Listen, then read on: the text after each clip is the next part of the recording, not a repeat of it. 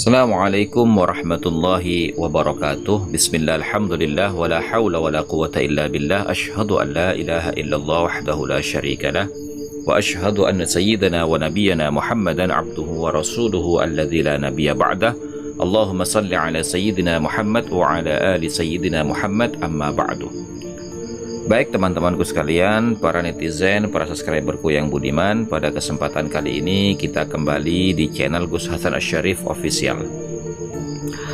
Apa yang akan kita bahas pada kesempatan kali ini tentang beberapa banyak teman-teman dari kalangan komentator yang mengatakan, awas lo, kamu itu membahas orang-orang yang bernasab mulia, orang-orang yang nasabnya bersambung kepada baginda Rasulullah SAW. Hati-hati nanti kualat itu. Nah, yang jadi pertanyaan, letak logika kualatnya itu di mana? Gitu loh. Sementara kita membahas dalam kategori ilmu penetapan nasab, yaitu Qawaidul Ansab, di mana mereka itu gagal. Gagalnya di mana? Gagalnya ketika mereka mengaku sebagai keturunan Nabi Muhammad SAW, tapi pengakuannya itu tidak terkonfirmasi secara ilmiah. Ya, selain itu, ya banyak sekali statement-statement dari mereka ini yang tidak ilmiah. Seperti contoh misalkan yang telah lalu, ya, di mana mereka mengatakan bahwasanya satu orang habib yang bodoh itu lebih utama daripada 70 kiai yang alim alama. Mari kita simak, kita ulas ya sama-sama. Apakah benar silsilah itu bisa mengalahkan ilmu? Apa bisa diterima secara logika keilmuan bahwa ilmu itu bisa dikalahkan oleh nasab? Padahal Allah Subhanahu wa ta'ala sebelum menciptakan Adam 2000 tahun telah menciptakan iblis dan para malaikat. Jadi sebelum penciptaan Adam, Allah sudah menciptakan iblis terlebih dahulu, dan iblis itu selama 2000 tahun menjadi pimpinan para malaikat, menjadi imamnya para malaikat, gitu. Begitu Allah menciptakan Adam, kemudian meniupkan ruh ke dalam diri Adam, tiba-tiba Adam itu bangkit dan hidup. Kemudian Allah panggil seluruh makhluknya, diantaranya jin dan para malaikat. Untuk apa?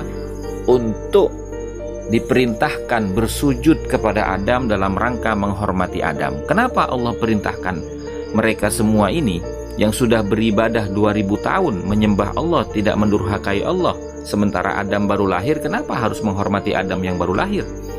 Karena Allah berfirman di dalam keutamaan Nabi Adam, wa 'allama Adamal asma'a kullaha, di mana Allah itu telah memberikan bagian dari sifatnya yang mulia, yaitu al-ilmu, ke dalam diri Nabi Adam secara keseluruhan. Artinya apa? Para malaikat dan jin yang dipimpin oleh iblis itu diperintahkan untuk menghormati Nabi Adam itu karena di dalam diri Nabi Adam itu terkandung bagian dari sifatnya Allah Subhanahu wa ta'ala yang kita kenal dengan sebutan al-ilmu. Nah, berarti ilmu itu bagian daripada sifatnya Allah. Nah, sementara silsilah nasab itu adalah bagian dari sifat makhluk. Kenapa saya katakan bagian dari sifat makhluk? Ya, karena ketika makhluk ini berjenis kelamin laki-laki dan perempuan, kemudian melakukan pernikahan, dari hasil pernikahan itu membuahkan seorang anak, disitulah tercipta yang namanya silsilah nasab. Artinya silsilah nasab itu adalah bagian daripada sifat makhluk, bukan sifat Tuhan. Karena apa? Karena Allah tidak bernasab, tidak bersilsilah, sebagaimana firman-Nya di dalam Al-Quran, lam yalid wa lam yulad.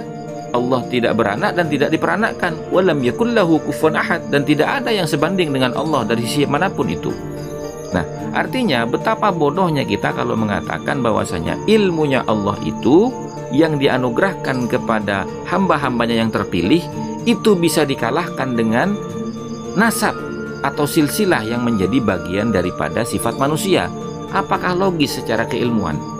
Sifat manusiawi mengalahkan sifat Tuhan, atau sifat Tuhan dikalahkan oleh sifat manusia?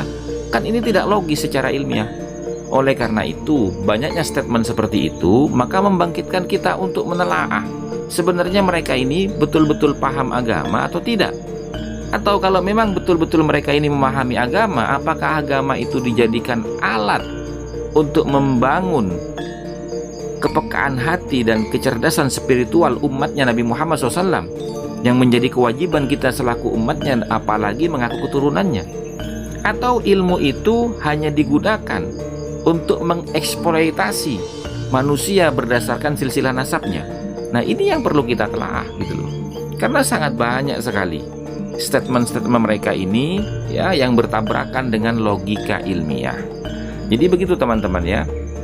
Jangan kita itu mudah percaya kepada ucapan-ucapan orang yang kita anggap dari sisi penampilannya dia ini orang yang berilmu, dia ini orang yang punya kefahaman yang luas hanya berdasarkan penampilan.